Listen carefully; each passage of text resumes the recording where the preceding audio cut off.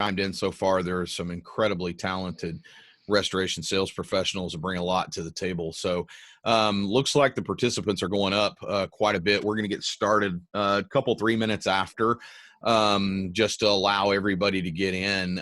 But if you have just joined us, welcome. I know that you guys have been asking for another tier level webinar. We appreciate it. The response has been pretty overwhelming with the amount of people that had registered. So make sure you chime in and tell us who you are, where you're from. We're extremely glad to have you. And we're going to get started, like I said, a couple, 3 minutes after, just to allow everybody to come in. And we just put a poll up as well. Just kind of, these are just a few of the pinpoints. What are some of the biggest obstacles that you have with sales in your current role, whether you're an owner, whether you're an actual sales representative of your company?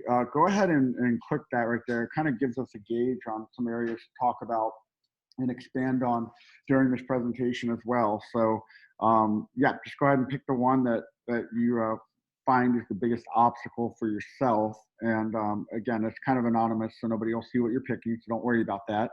But go ahead and just start picking what those are. Understanding the sales cycle. I mean, it sounds very basic, but it can be very complicated to understand each level of that sales cycle, and skipping parts of them can have a negative impact. Getting contact information, scared to talk to people, how to approach and make contact in a pandemic, what questions to ask, no formal training. These are a lot of things that we hear ongoing that you might not be receiving locally or from your corporate office or something like that. So we definitely want to, kind of gauge what you guys are struggling with and what areas you find that you might have for most improvement. Also, too, while everybody is still logging on, like I said, we still got just a couple minutes before we're going to get started. If you notice, you're seeing that this is being brought to you by Tier Level Digital Marketing as well as Restoration Sales University. If you feel like that any of the answers to those, understanding the sales cycle, how to get to the correct COIs. Right now it could be a combination of, I'm really kind of scared to reach out because I don't know how to approach people in the pandemic, what types of questions, probing questions you should be asking. Any of those, Sean and I saw, over having worked in this industry, that there was a big deficit in being able to get out there and get the appropriate information that you need to be successful. So therefore, we have Restoration Sales University, and we actually have a class coming up that is going to be October 19th through the 21st. You'll be on a flight home on the 21st. It's 2.5 days of very intensive training. And you can go to restorationsalesuniversity.com to register for that event. We do have just a couple of seats available. And if you really want game-changing training with peer-to-peer type best practices being shared, but really critical out of the box thinking, I encourage you to come. It's going to be in Broken Arrow. It's at a beautiful location. It's easy to get to, and it's going to be a really good time. And not by our admission, but by a lot of restoration owners and professionals that have attended this class, they say it is the most relevant sales training in restoration right now. So we would love to have you.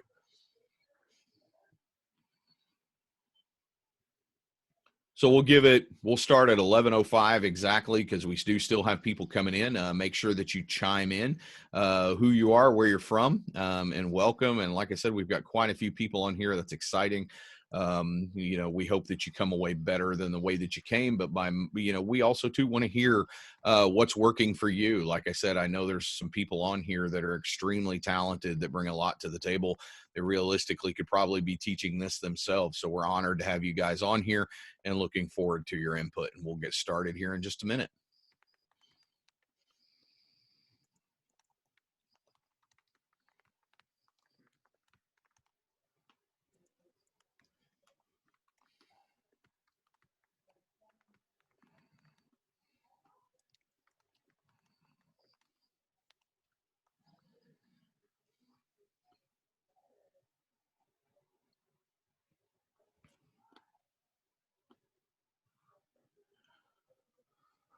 All right, Eddie, if you want to, can you see the results from the poll? Because it wanted to share that with everybody. Yeah, absolutely. So it looks like right now, it looks like we've got Mike Hayden has chimed in. We've got Clayton. So how you doing, Clayton? It's good to have you on board. It looks like in the initial results so far, the biggest obstacle with sales it was overwhelmingly how to approach and make contact in the pandemic. We're going to address that. We're going to talk about how important it is to move into blended sales. That if you're not going to be in blended sales, you're really going to be beating your head against a wall. So without further ado, I'm going to let Sean introduce this, and we're going to go ahead and get started.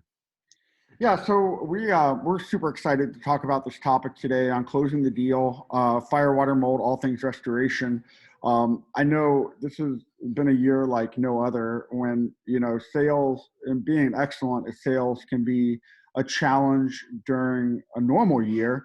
Well, now we have one of the biggest pandemics and just craziness in the world that we live in that has affected a lot of jobs and careers and things like that. But with anything that has a negative side to it, there's always an opportunity. And that opportunity is to be great, is to expand and to look for the right opportunities to capitalize on this for your career. And that's a lot about what we're going to talk about. A lot of it is very simple, but a lot of the things we're going to talk about today are things you should have been doing in normal times, which we can definitely say these are not normal times right now. So I think it's very, this is a time where you really have to get back to the basics of planning, strategically organizing, your approach and things like that, which we're going to kind of go through those basics of the sales cycle and so forth. But I'm super excited to be here with Eddie today. I'm the founder, CEO of Tier Level Digital Marketing, co-founder of Restoration Sales University.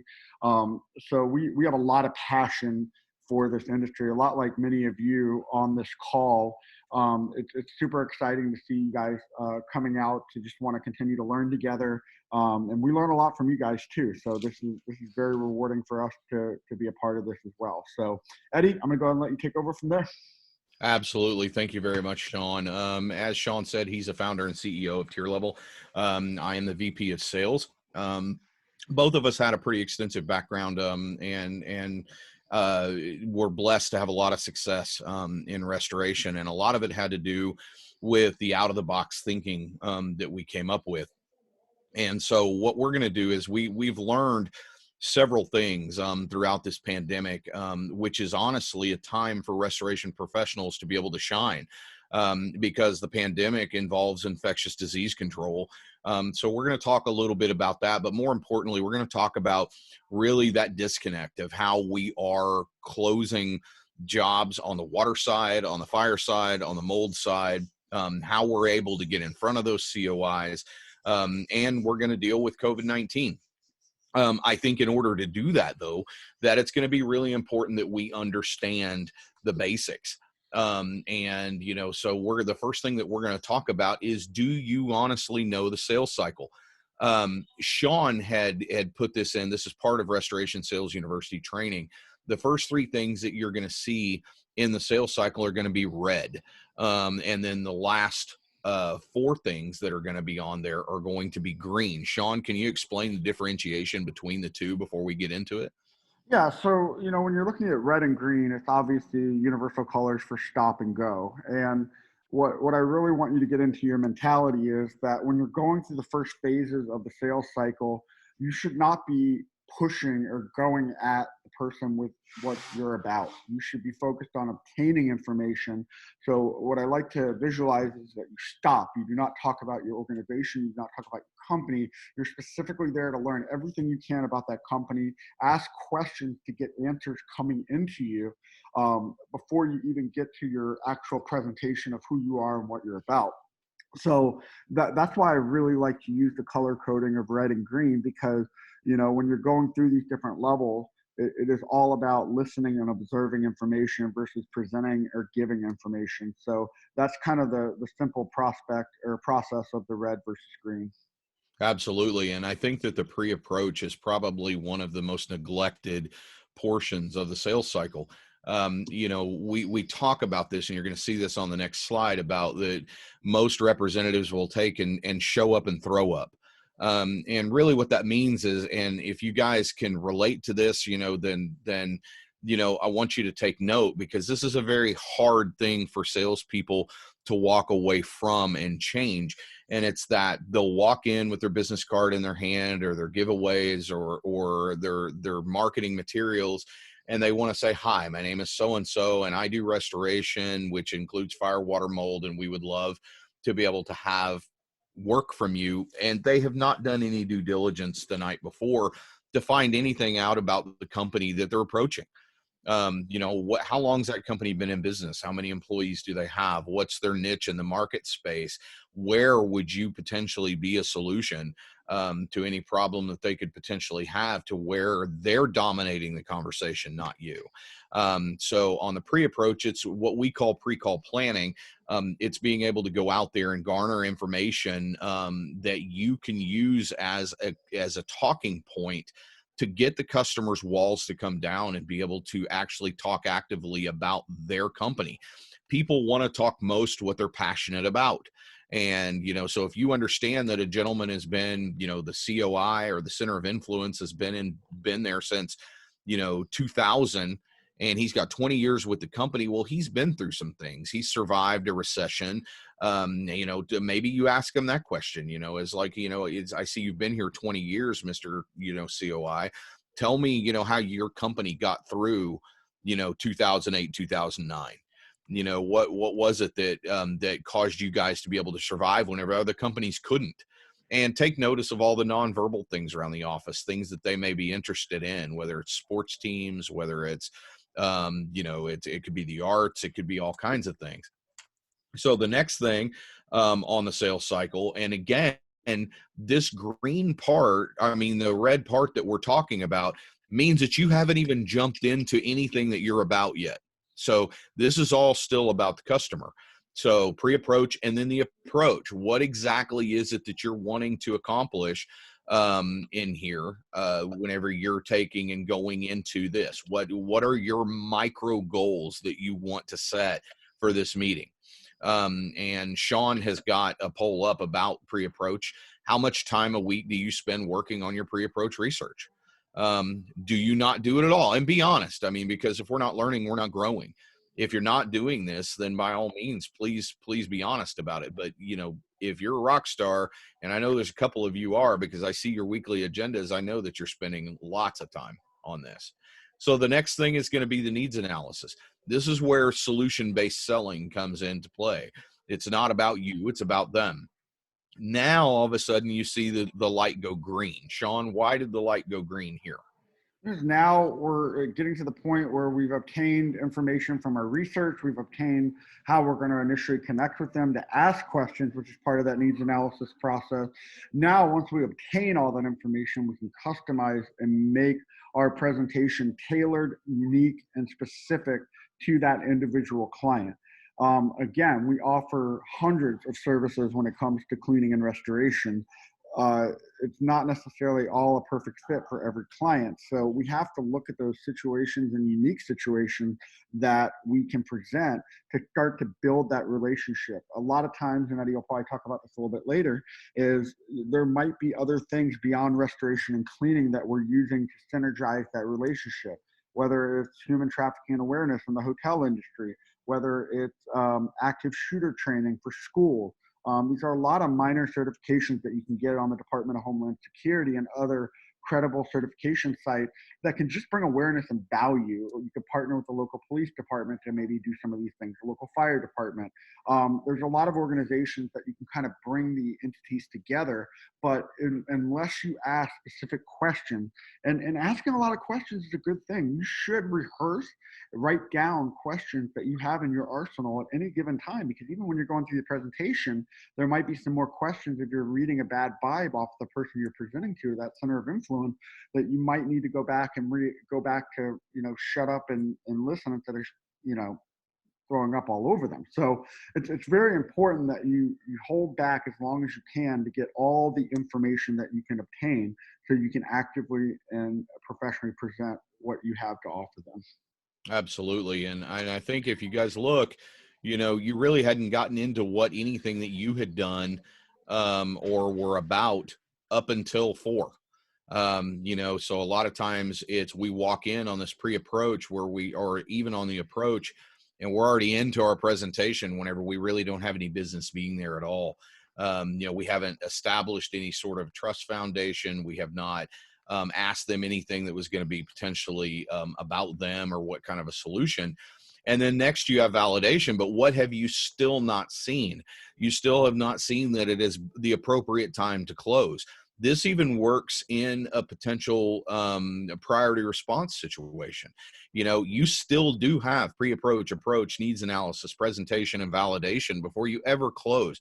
More often than not, we either don't close or we close too soon and it doesn't make any sense. So whenever you ask for the business, the customer is completely floored because they have no idea why you're asking for the business, because you haven't given them any reason to buy at this point. And so we will, kind of get into there. So now at the sixth step in the cycle is where we get to closing. This is where we actually ask for the business. And then the last thing is going to be your follow-up and engagement. All relationships require communication to be successful. And so our relationships thrive on communication. So if you think you're going to go in, say, for example, it's an ERP situation, you're going to do the ERP, you're going to shelf it and expect somebody to call you 3 years down the road because you haven't done any follow-up. Guess what? The competitor is going to be doing the job. The most successful restoration relationships are just that. You need to know what they require. Give you a perfect example. I had one relationship that the facilities manager told me, I don't need you to take me to lunch.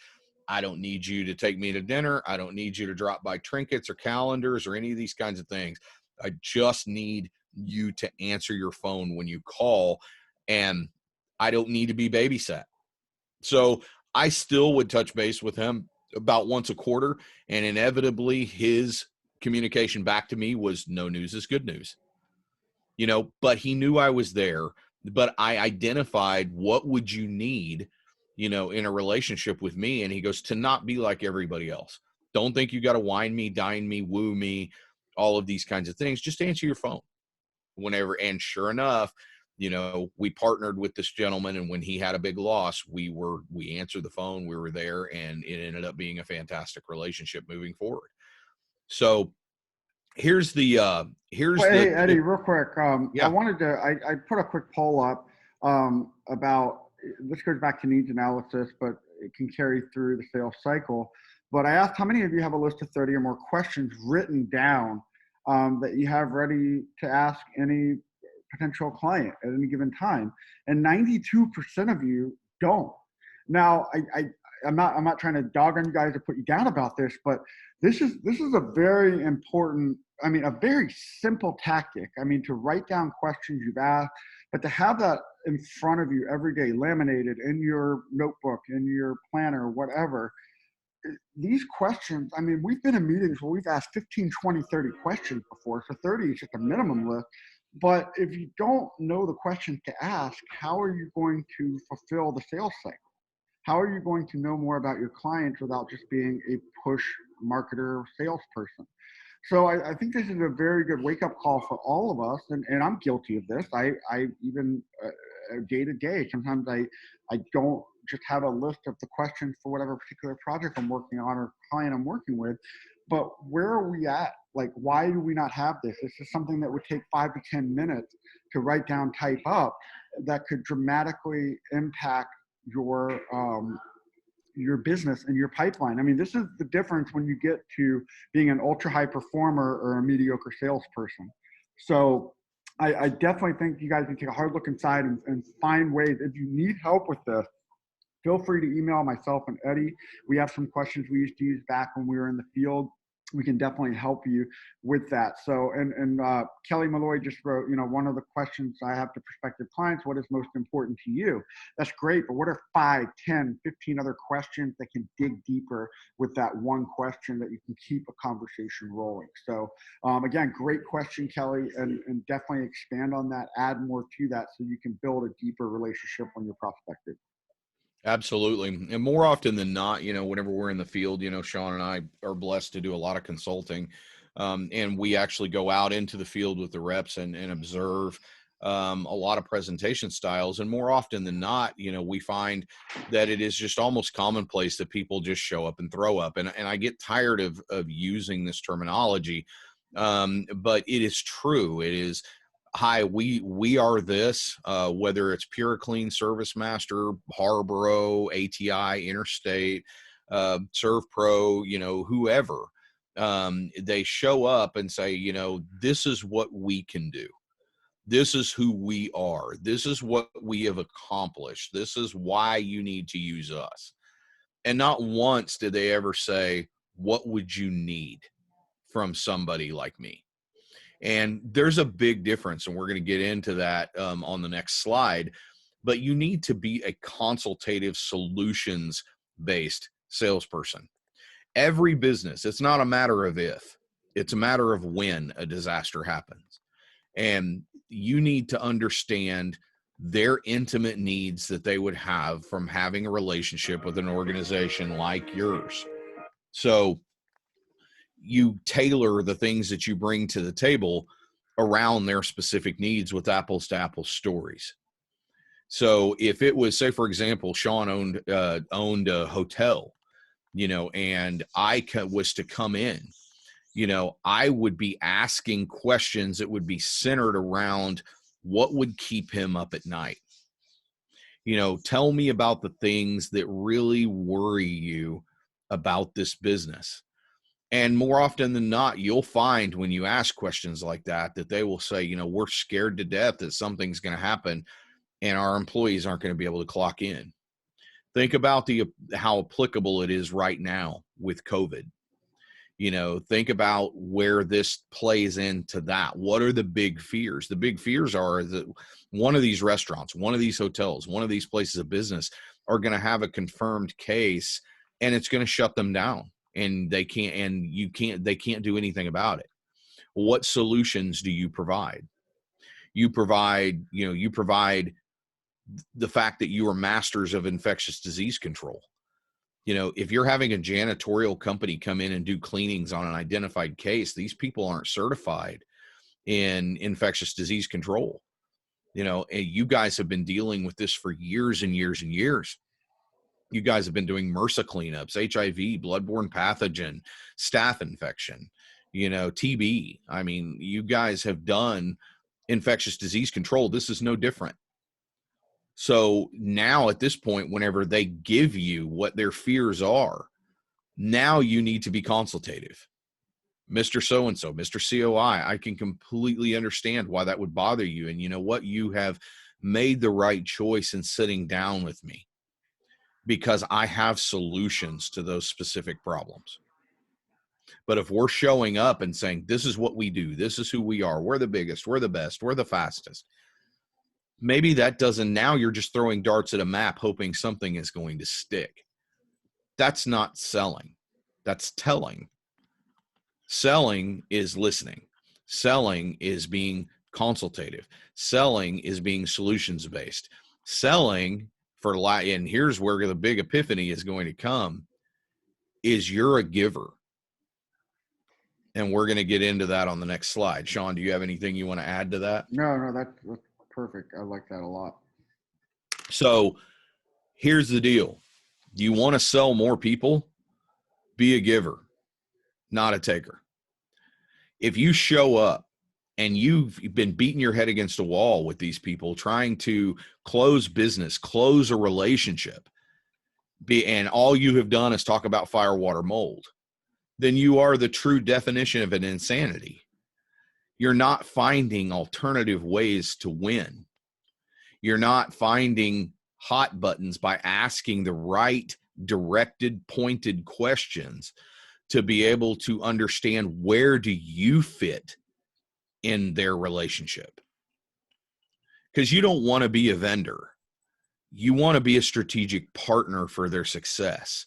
You want to be focused on their business continuity. If you're doing predominantly commercial sales, that is the one hot button. That is what is going to make their ears perk up. How do you keep them in business throughout a disaster?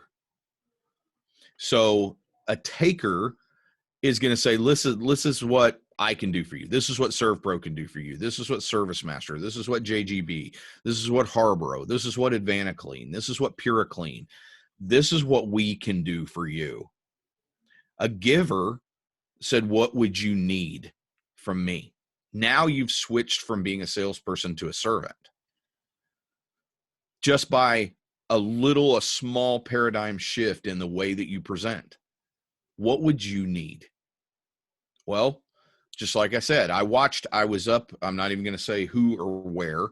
I was up at a very affluent resort that the salesperson had garnered a meeting with, and they kept talking about ERPs and kept talking about, here's what we can do, here's what we can do, here's what we can do. And he was not watching the countenance of the person that he was presenting to. Person was pushed away from the desk, arms folded, totally disengaged, waiting for him to stop talking so he could respond. And when he stopped talking, he said, none of that interests me. He goes, we have guys on site 24/7. He goes, ERP is not, which if you guys are with an industry that does, or with a company that doesn't know what the ERPs are, they're emergency ready profiles. We can talk about those another time, but they're invaluable for business continuity planning. And the situation is that the guy just wasn't buying anything that the guy was presenting. And he just kept pushing it and kept pushing it. And there's a difference between push and pull. And I'm going to let Sean talk about that right now before we finish this story. Sean, define the difference between a push marketer and a pull marketer, or a push salesperson and a pull salesperson. Yeah. So, when you understand the difference between sales and marketing, that's always a huge objective, because I know a lot of you are given a title like, I'm a marketing representative of my company, but your main job is to sell. But and you have to understand the difference between that. Like, marketing is things more about branding and brand awareness and things like that. But when you get into the concept of push versus pull, you all know those salespeople that are, and you call them, oh, they're really pushy. And so many times you don't notice that you're becoming that pushy person. And it's something that people do not like. I mean, just relate to yourself. When somebody tries to push you something like a new car, or you walk into a furniture store and you're being pushed and pushed and pushed when they don't even have a clue what you're looking for and what you like. They're just trying to put products and services right in front of you. So it's very when you look at that analogy of push versus pull, what are you doing to pull them into you? And the most effective way to pull them into you is by asking specific questions. Those questions are going to hit those pain points that allow you to ask more in-depth questions to start that conversation.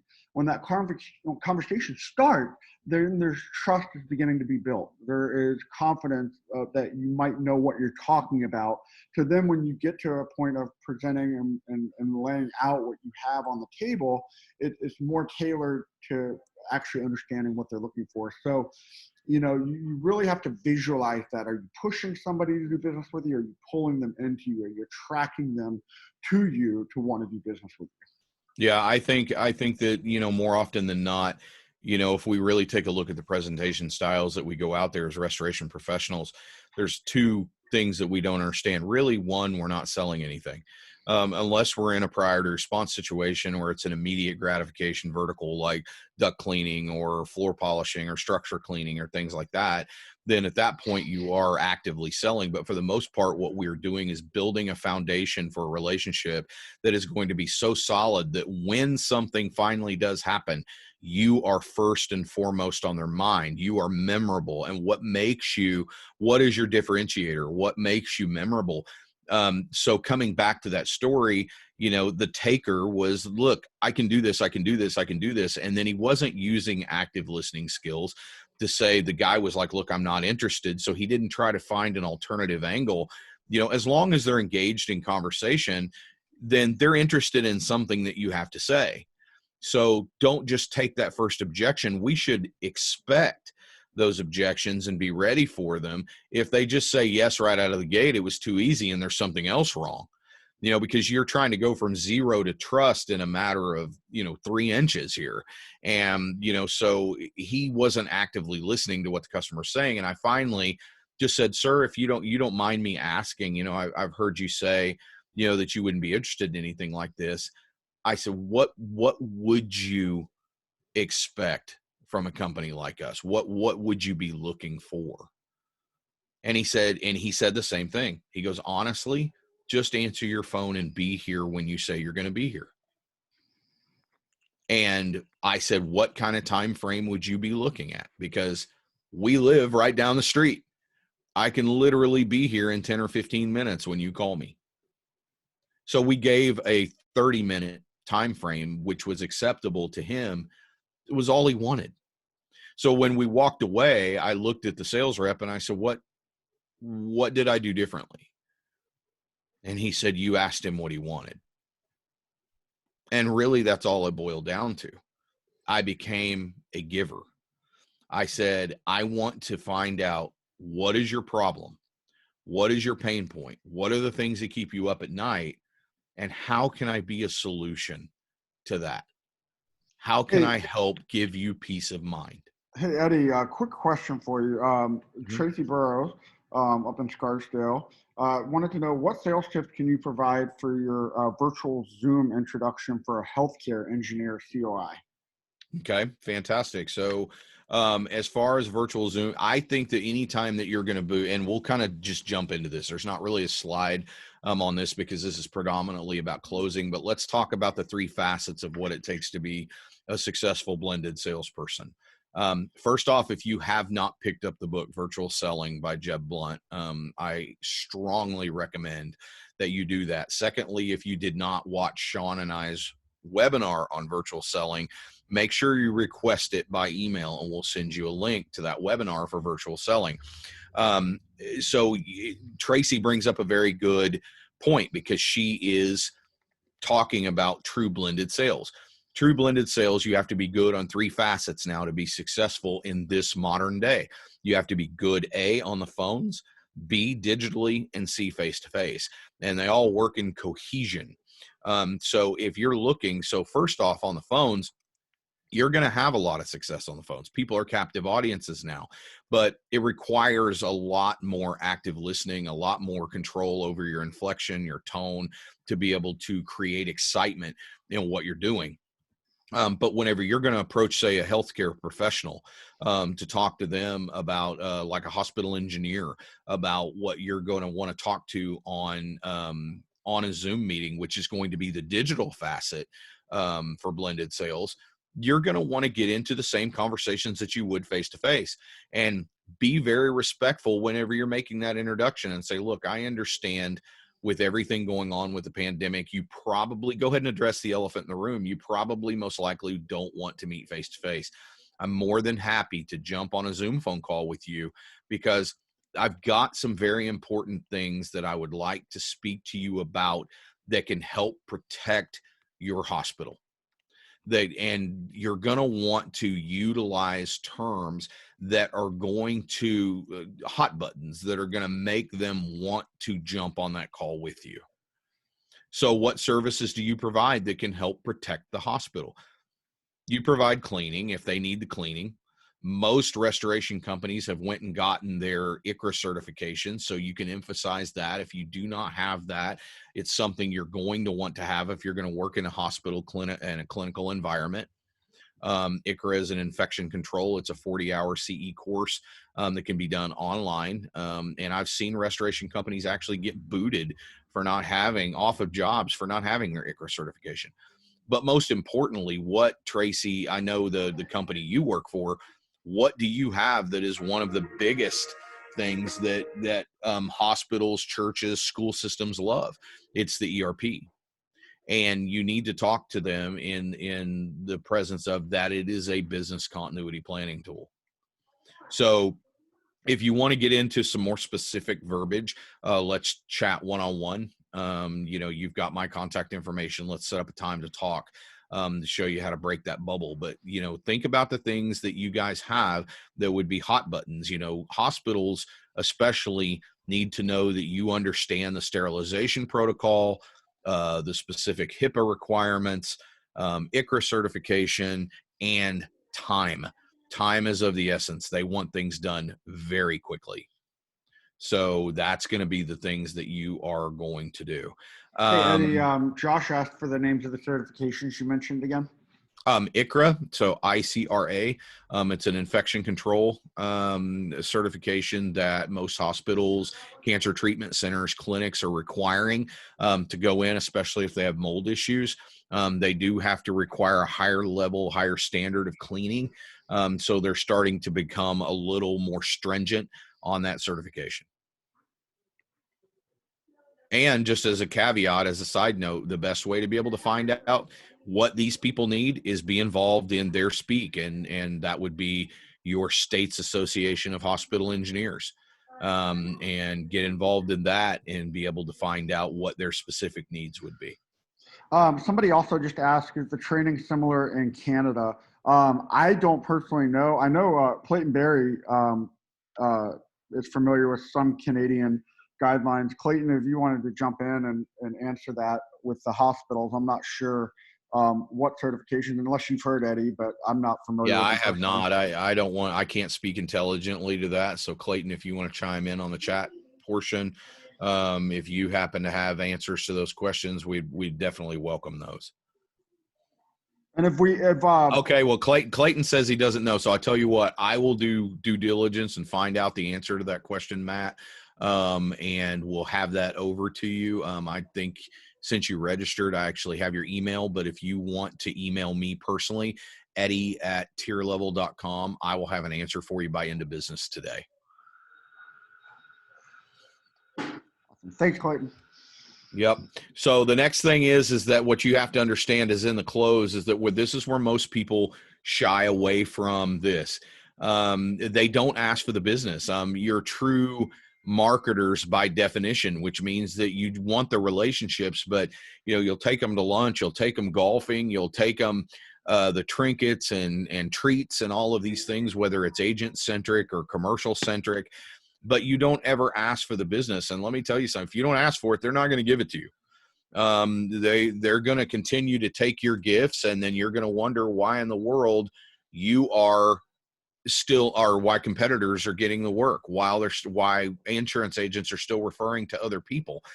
And it's because we haven't taken the time to stop and say, like during a lunch, and say, you know what, I really appreciate you taking time out of your day to go do this, but we really need to talk about why we're here.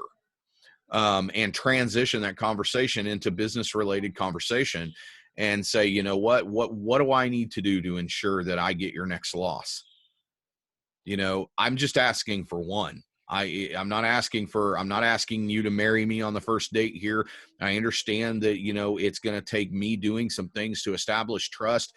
I just want the next one. And if I don't do it right, don't ever call me again.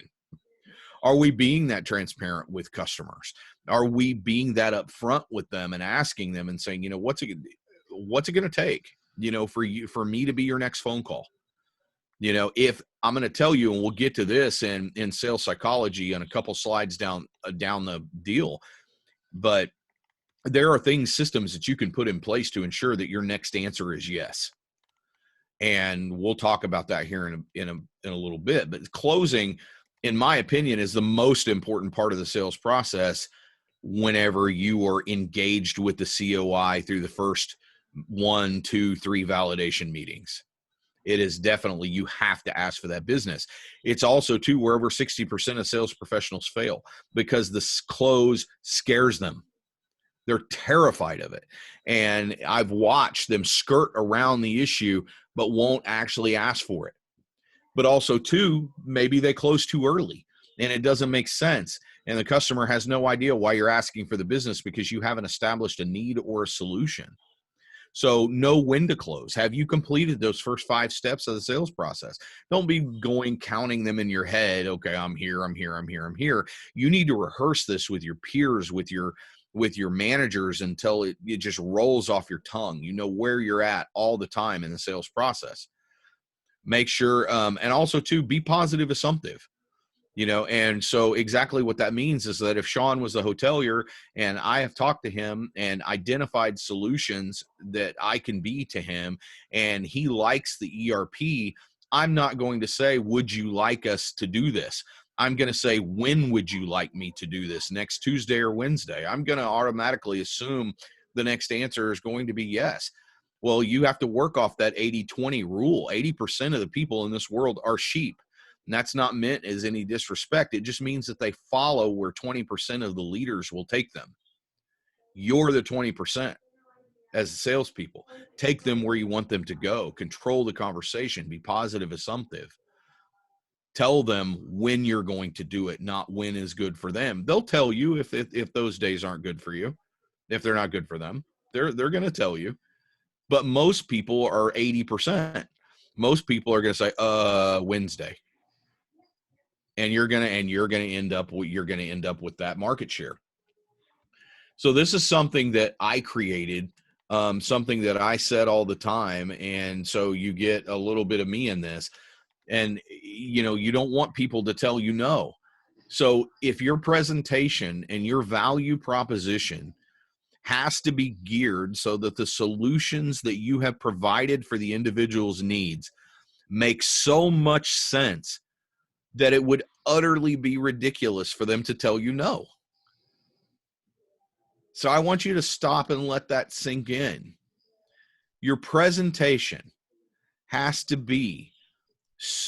make so much sense, because all the solutions that you have provided based on your fact finding, the validation that you have done, that it's genuinely going to be stupid for them to tell you anything other than yes. So Sean, what does that mean to you? If somebody was to come and to sit down and talk with you, what would that statement mean in your words? Well, it really comes down to preparation. And this is why when you look at the sales cycle, uh, when you start skipping steps, like you stop doing the research, you stop doing the pre-call planning, the actual how you're going to approach them, writing down those questions, which many of you, we were able to get through polls. We're not writing those down.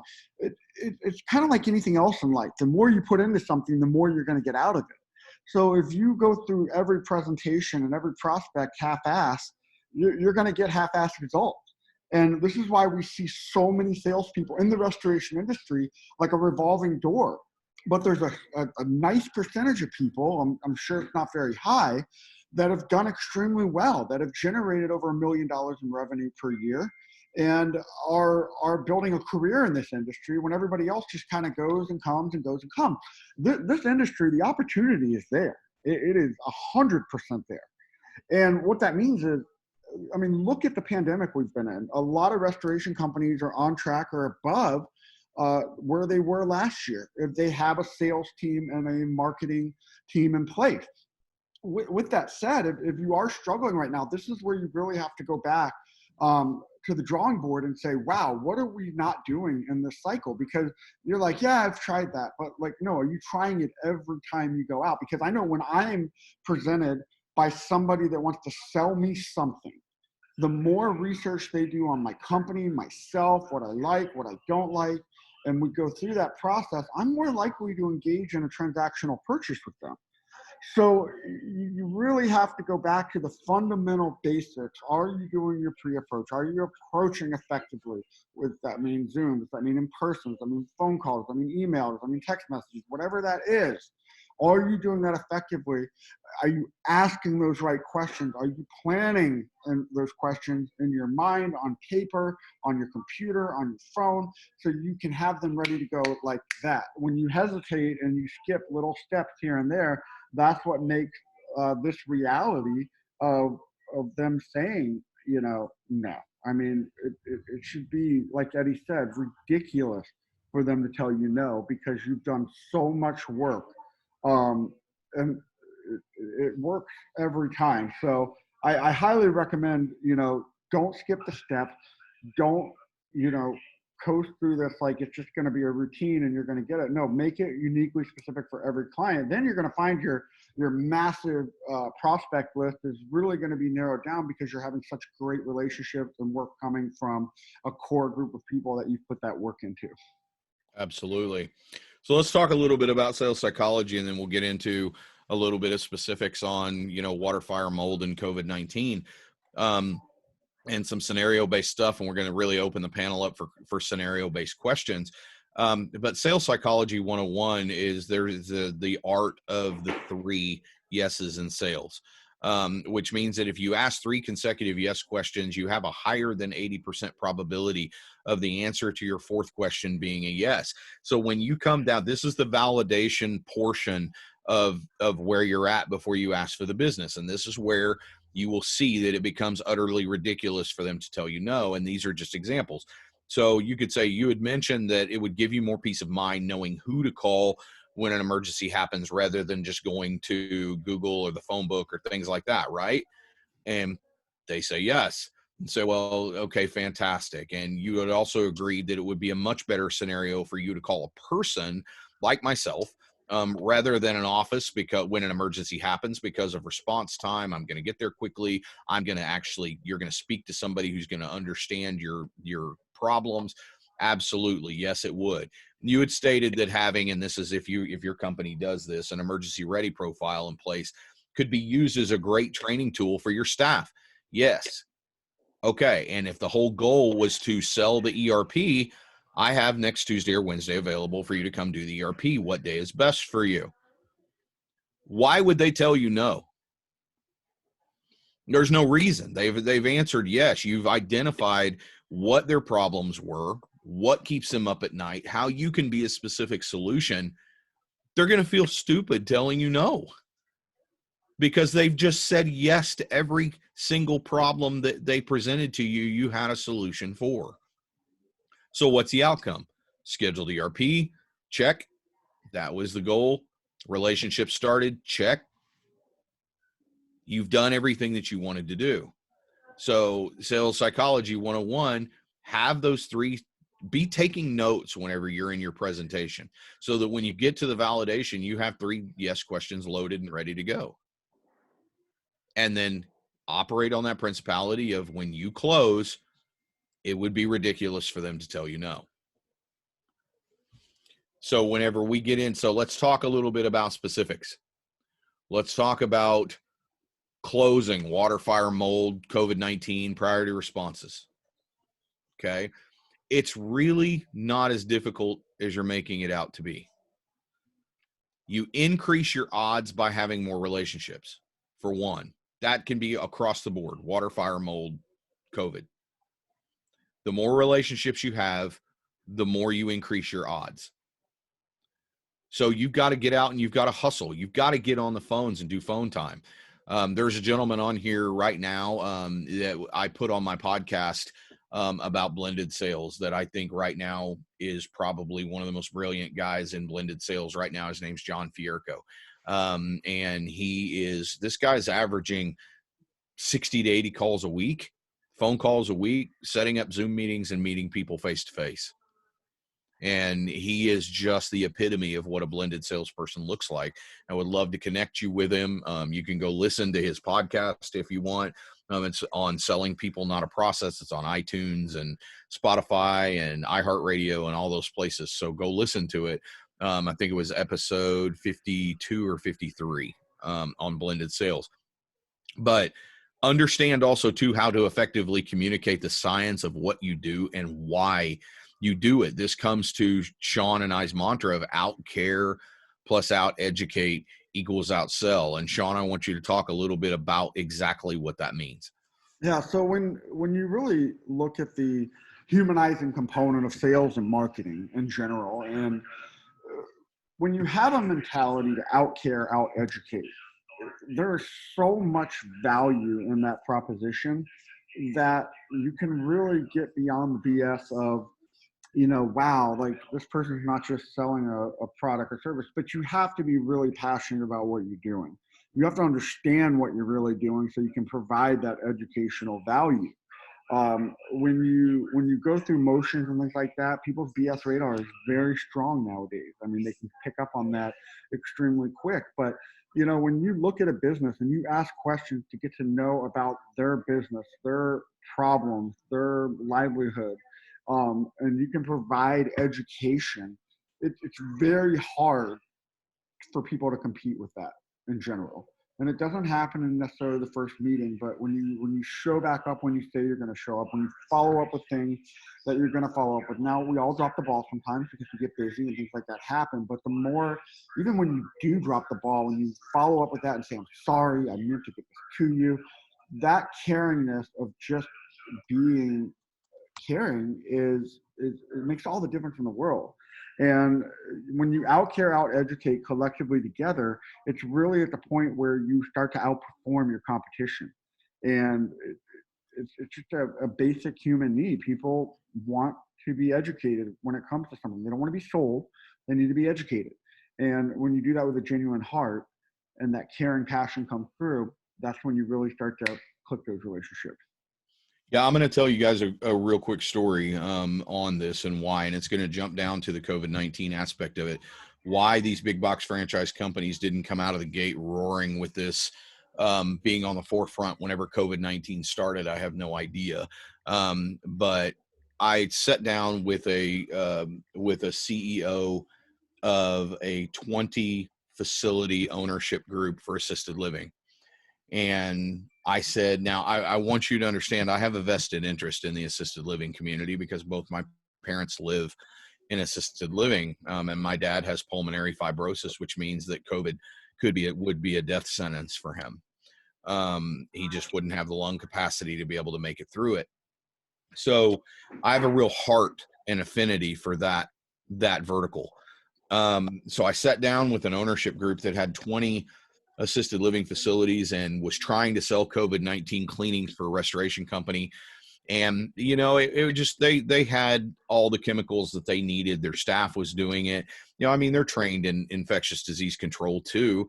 And so I just point blank asked them the same thing. I said, what is your biggest concern with this COVID thing? And they said, we cannot stop the spread in our environment because we can't control how the employees, what they're doing after hours, and they may be carriers and coming back in here, and then one person gets it and it infects the whole wing. And right now we're looking at like 50 to 60% infection rate in our facilities. And I said, I may have a solution for that. And the person that I was talking to, the COI, said, well, I'm all ears if you do. I said, what's your occupancy rate on average in these assisted living facilities? They said, oh, about 60 to 70%. I said, so could you move the population around and dedicate like one wing to just that wing being open? And they said, well, yeah, of course, it would give us, like 8 rooms. And I said, what if we take an identified case, as soon as they test positive and we move them down there, we will create negative air with the HEPAs and the Phoenix Guardians and set up containment with an isolation containment chamber for the nurses to be able to change into the appropriate PPE. And we'll start isolating these positive cases until they either pass away or until they receive 2 negative tests before reintroducing them back into the population. We can leave this as an open-ended contract. They said, what would that cost? What would that look like? Well, we ran the numbers, and with 2 HEPA 500s, containment, a Phoenix Guardian, it was going to equate to around $3,000 a month. And all the restoration company had to do was go set the containment, check it once a week to make sure that it wasn't compromised and make sure that the machines were running, and set it up much the way mold containment would be. They not only said, we want to do it, they said, when can you get this done in all 20 facilities?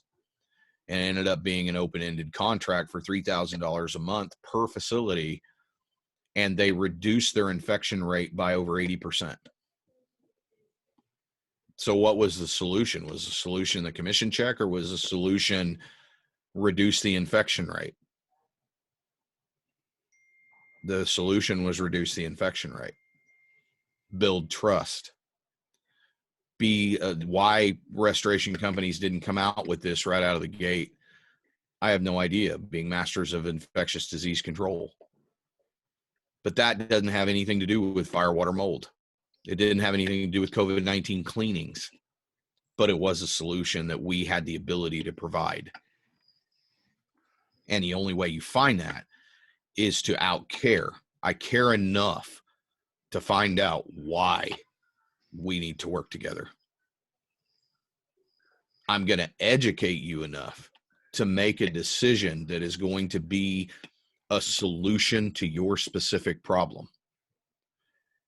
And that equaled a signed contract, which would be the selling portion of what it was. But that was not the goal. The goal was to work together, strategically partner to be a solution.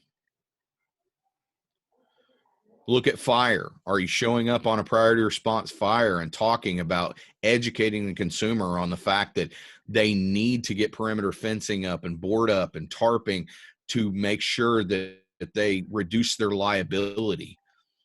We can talk, if you want to wait until the adjuster gets here for the stabilization to tear out all of that, I totally understand, but you need to get this structure secured to prevent contents from being stolen, to make sure that there is no liability for somebody stumbling in there and you have a claim on your insurance for somebody that got injured because they were curious. Are we doing that type of education? Mold, are we sitting down and talking about, look, here's the why you need to use our company to mitigate this?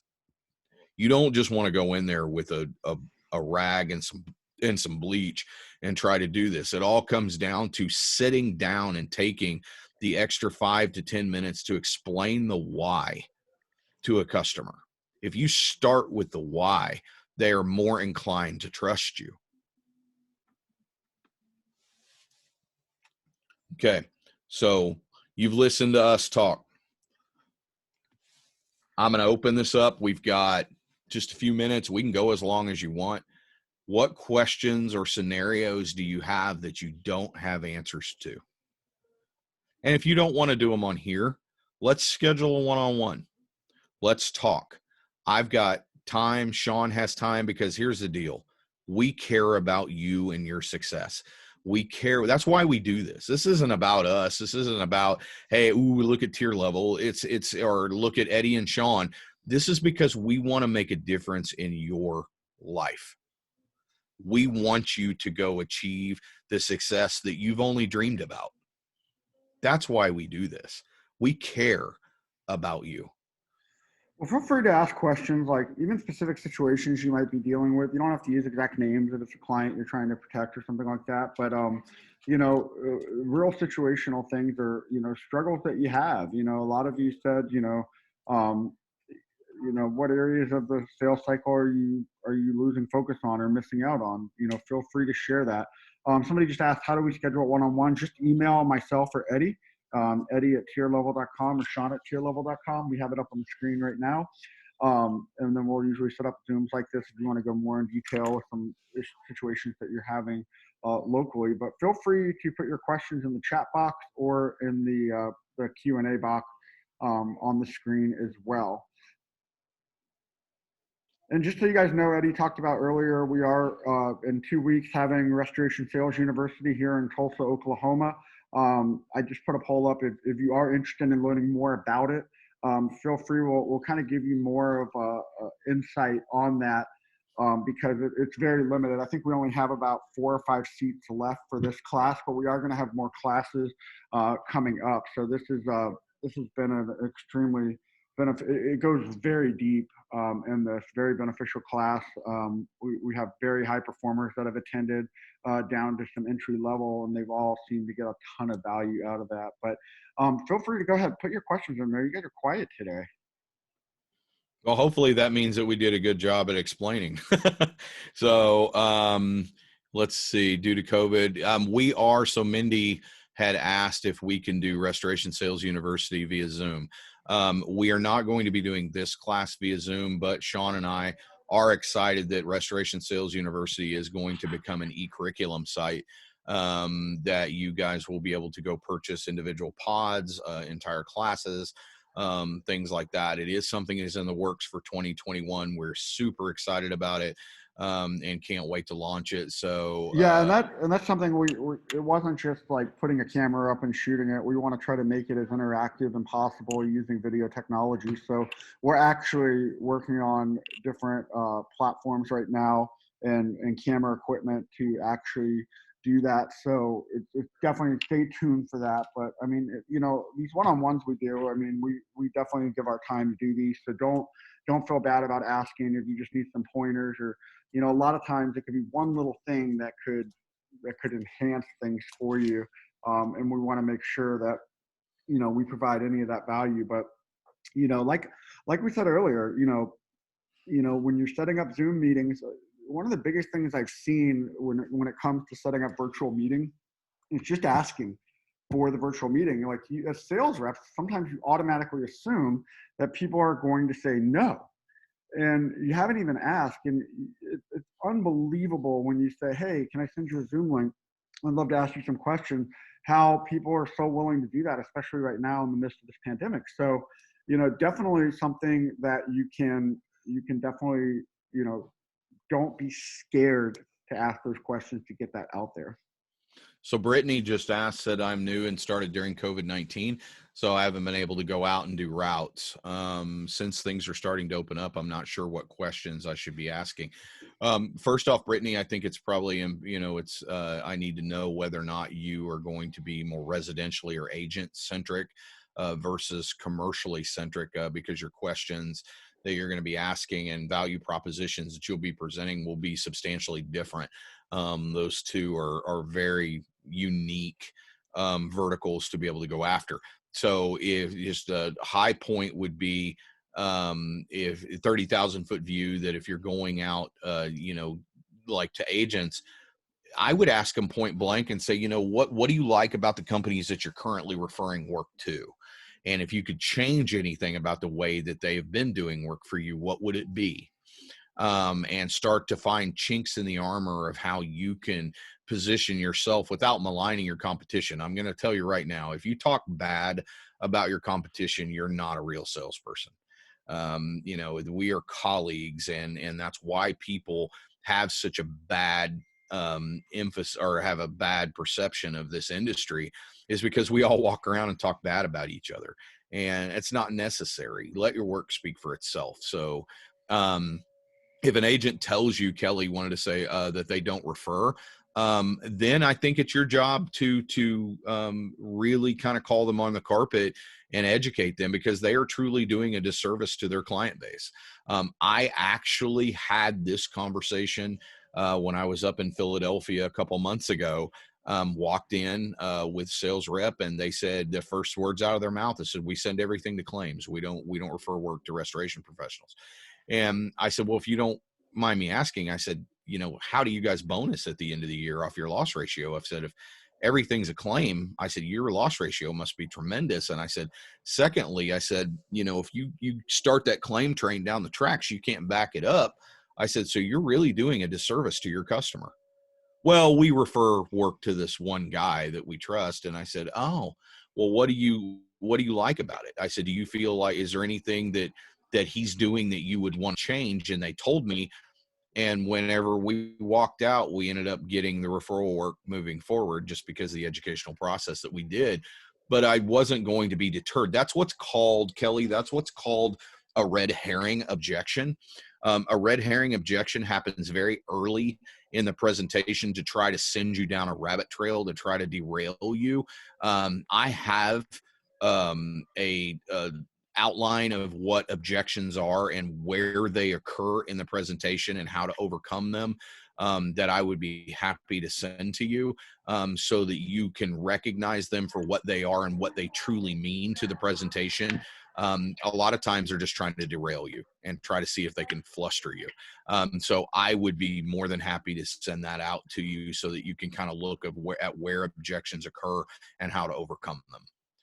So Kelly, if you'll do me a favor, email me, Eddie@tierlevel.com. I'll send you over that sheet about the objections, and I think it'll help you out. So Brittany, let's do this, because I know that can be a pretty expansive topic to go on, do me a favor, Brittany, and email me. Since you're new, you're my favorite kind of person to talk to, because you're one of those people that we can really get some great communication and dialogue going, because you really don't have a lot of bad habits to break. And so email me, and let's set up a one-on-one, and let's make you successful. Let's really give you the tools that you need in your arsenal. My pleasure. And So Sean, just, anything else? yeah, just so you guys know, like this is, you know, it takes years to learn some of these things, and the best way you're going to learn is by doing it, making mistakes, learning from those mistakes. So don't act like you have to go out to this level of perfection. Just start following the right habits in the sales cycle and everything that you're doing, and you start those habits, you're going to enhance them. They're going to become natural movements in your day-to-day life, because once you focus on a habit, it becomes a habit, and then you can start to make those things. But get rid of those bad habits that are holding you back, whether it's being lazy with research or just not putting the extra work into something. I mean, that little bit of extra will definitely make a difference. And I think it's so many times, if you just sit back, take out a sheet of paper, map out your day, create that one sheet for your life, for your day, for your week, however that looks, you really start to develop a system and structure for yourself that will be more effective. So, don't, you guys go out there and you start doing some of these things, you hit a wall, let us know. We'll help coach you through that. We've seen a lot of mistakes. We've made a lot of mistakes. We've lost a lot of sales. We've gained a lot of sales. But, I can tell you, from every sale we lost, we always evaluated what could we have done to get it.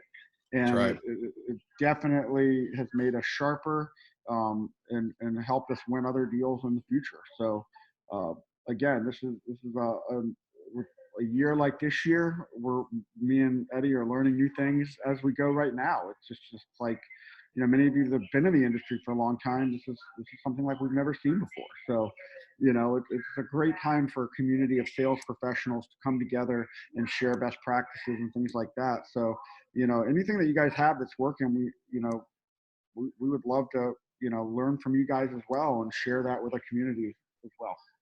Absolutely.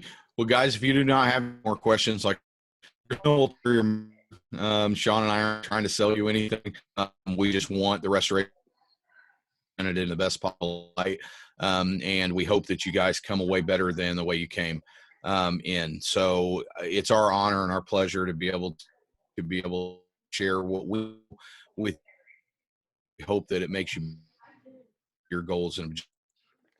But thank you so much for everything, and thank you for attending our webinars. And we'll have another soon. So, anything else you want to Have a great day, and we'll send the replay out this afternoon for you guys. be blessed? And we'll talk to you soon. All right, take care.